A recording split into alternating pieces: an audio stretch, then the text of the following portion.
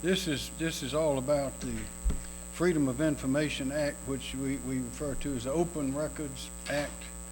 And it is, of course, the purpose of the Open Records Act is provide for transparency, accountability, and open records in all government offices, from the county level, municipal level, to the state level, statewide, and otherwise. And this is to enable people to understand what's going on with their government and why.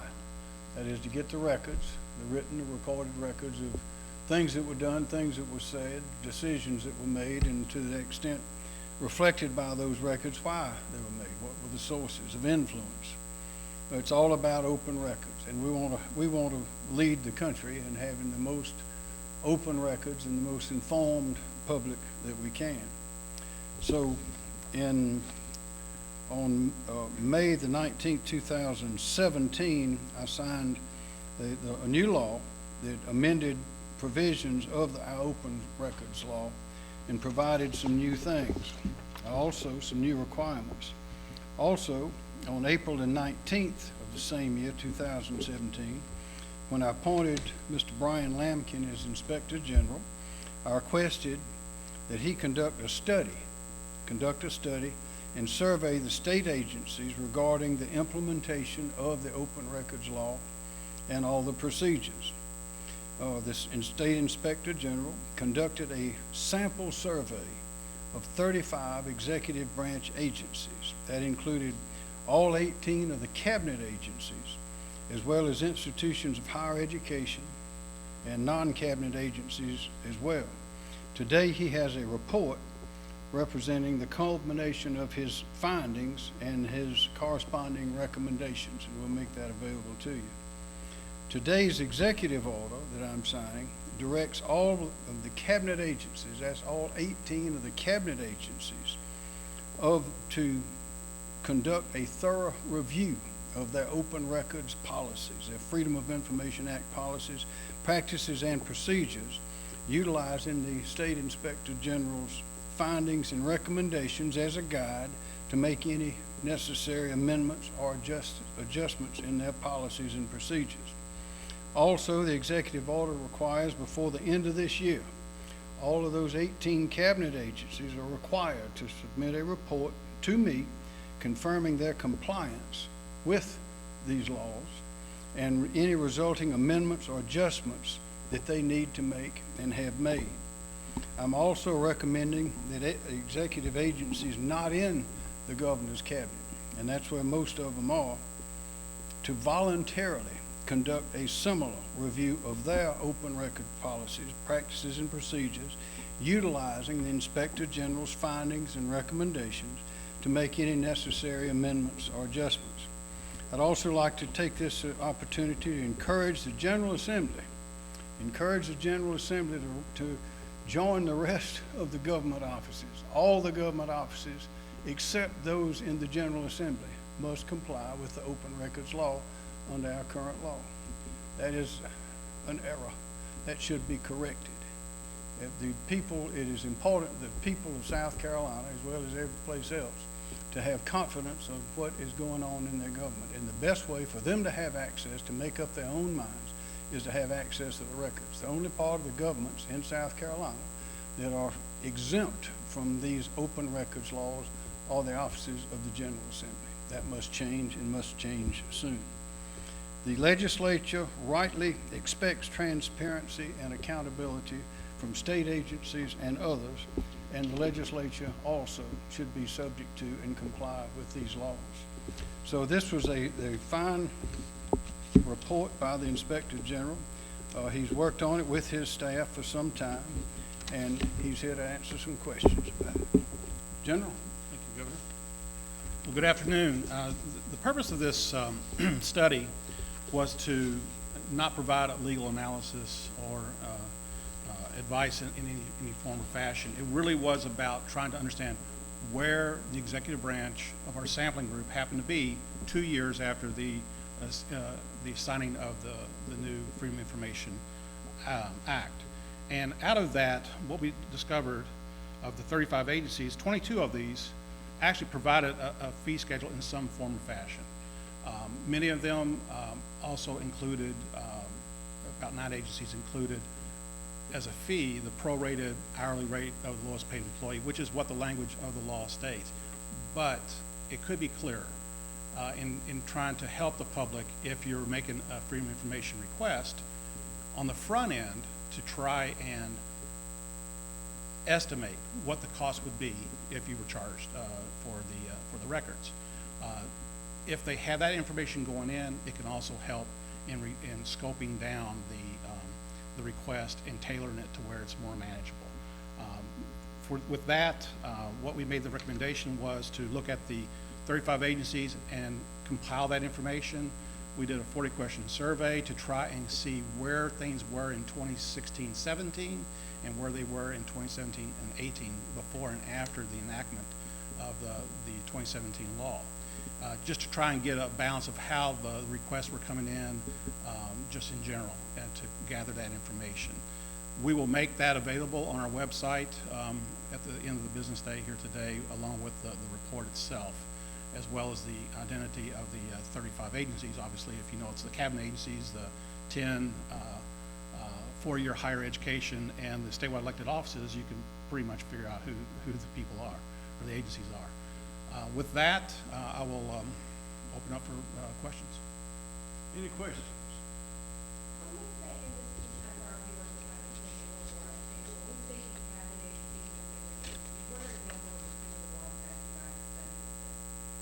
Well, we looked at all of them. The first thing we did was we looked at what was publicly available on their website, which is what the law says. You must post your fee schedule on the agency's public website.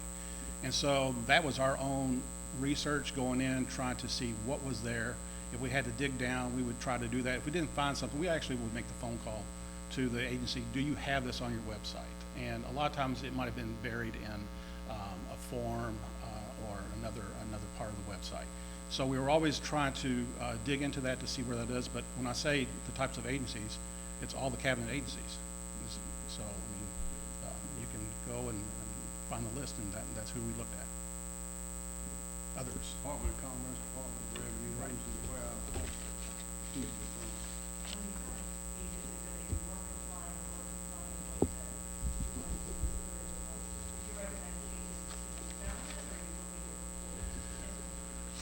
Well, our recommendation is to take a look at your, and I'll just read it for you, is to take a look at each executive branch agency and public higher education institutions, utilize the findings in the study to review its policy, which this tracks the executive order exactly, and make any necessary adjustments consistent with the FOIA statute. So it wasn't so much of a compliance as it is where are we now, okay? Is there places we can maybe tighten up? The purpose is to answer two questions. How much is it going to cost? How long is it going to take? I mean, that's the two common questions that we constantly hear about this when you're doing a request for records. So as if I take the advocate position of the public and I'm making that request and I look at their website, that's the questions I'm trying to go by. How much is it going to cost? Can I tell that on the front end? And if I can, then I'm fine. If I can't, then I have to ask more questions, and then my request can't be tailored like it should be. So, as an example, I thought probably the best example is one rate, all inclusive, for search, retrieval, and redaction. That's the simplest way to get to it, and people can understand.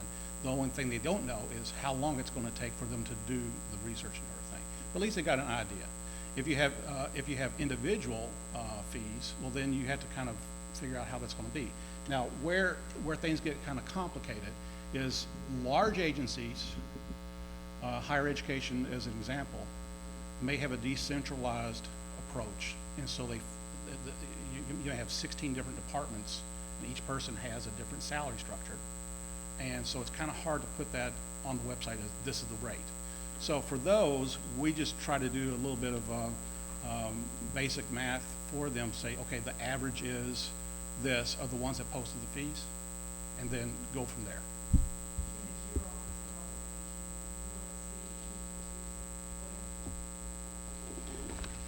You know, we're going to have discussions with the governor's office on that, just some observations that we think that they may want to bring up with the legislature when they come back in session. But there's no finding or anything like that. If that's what you're asking. Any more questions? Yes, sir. We've done there, you know, the reporting has been done by newspapers and TV stations across the state on the electric co-ops, public housing, all from public records.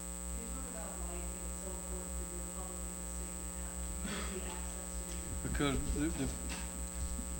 every citizen who wants to inquire and make up their own mind needs to have access to the information that will help them make up their own mind about how an agency, how a government office, either at any level, is operating. And it's important to have rules to go by, and we're tightening up the rules, perfecting the rules. This is another step forward. This report is an attempt to see how those rules are being followed. But it's only when the public has access to records, quick, affordable, that is low-cost access to the records, that the citizens, people who are interested, can get those records and make up their own mind. They don't have to listen or determine from what other people say about it. They can see exactly for themselves what kind of correspondence took place, what sort of requests were made, which meetings were held, where were they held, who was involved. All those kind of things ought to be easily available.